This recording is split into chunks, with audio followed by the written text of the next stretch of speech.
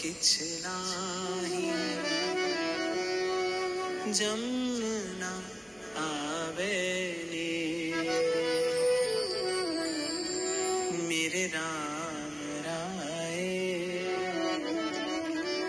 तू संता का संत ते। और बादशाह ने प्रसन्न होकर उनके अधिकार में और वृद्धि कर दी। सूरध्वज जी पद रचना बड़ी सुंदर करते थे, बड़े सुंदर सुंदर पद रच के वो श्री ठाकुर जी को नित्य सुनाया करते थे। एक बार उन्होंने एक पद रचा, मेरी गति तुम ही अनेक तोष पाऊं, तुमसे प्रभु छाड़ कहा दीनन को ध्याऊं, शीस तुम्हें नाये के अब कौन को नवाऊं, सूरदास मदन मोहन श्याम गुण गाऊं, और संतन की पनही को रक्षक कहाऊं। तो जो इसकी अंतिम पंक्ति थी कि संतन की पनही को रक्षक कहाऊं, अर्थात हे प्रभु मैं कौन हूं। अहो हरे तब पादै कमूल दासानुदासो भवितास्मि, तेरे भक्तों की भक्ति करूं मैं सदा, तेरे चाहने वालों को चाहा।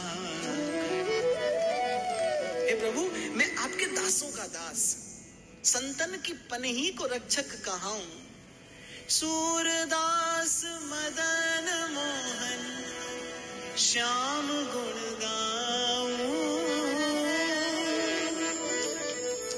सूरदास मदन मोहन श्याम गुण गाऊं, संतन की पनही को रक्षक कहा। आपकी कृपा हो और आपके द्वार पर खड़ा संतों की पामरी, संतों की पादुका, उनकी रक्षा मैं करता रहूं, बस यही सेवा आपसे चाहिए।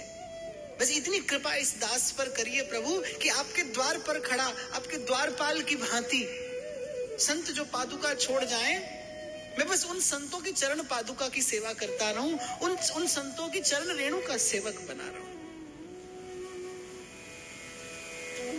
एक दिन बड़े भाव में पद गाते हुए और श्री ठाकुर जी का दर्शन करने जा रहे थे श्री वृंदावन धाम। शीस तुम्हें नाये के अब कौन को नवाऊं, शीस तुम्हें नाये के अब कौन को नवाऊं, तुमरो कहाए और कौन को कहाऊं, तुमरो कहाए और कौन को कहाऊं, तुमरो कहाए और कौन को कहाऊं, तुमरो कहाए और कौन को कहाऊं, सूरदास मदन मोहन श्याम गुण गाऊं, सूरदास मदन मोहन श्याम गुण गाऊं, सूरदास मदन मोहन श्याम गुण गाऊं, सूरदास मदन मोहन श्याम गुण गाऊं, संतन की पनही को रक्षक कहाऊं,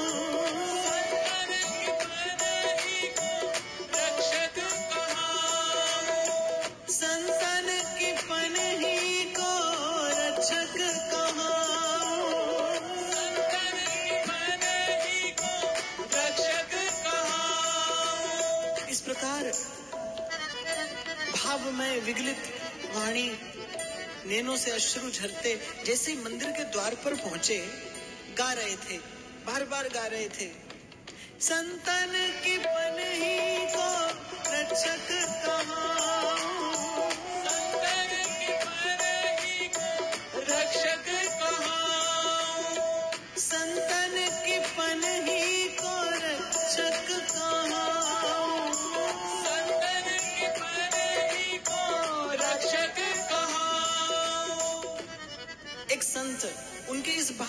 परीक्षा लेने के लिए उनसे कहने लगे, भैया मैं भीतर दर्शन करने जाता हूँ, ये मेरी पादुका है, इनकी देखभाल करते रहना।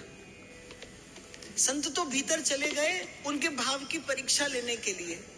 घंटों बीत गए, बाहर नहीं आए। और वहां श्री ठाकुर जी की शयन आरती का समय निकट आ गया, लेकिन संत ने मन में विचार किया कि मैं बाहर नहीं जाऊंगा, मैं देखता हूं कि इनकी भावना कितनी सत्य है।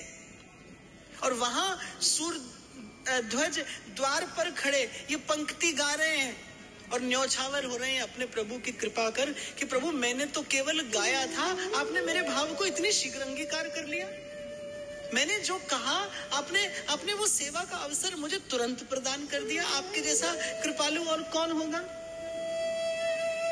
वहां शयन आरती हो गई, लेकिन वो संत बाहर नहीं आए। कितने संतों ने कहा, कितने भक्तों ने कहा द्वार पर खड़े उन सूर्यध्वज जी से कि आप यहाँ बड़ी देर से दर्शनों की प्रतीक्षा करते हैं,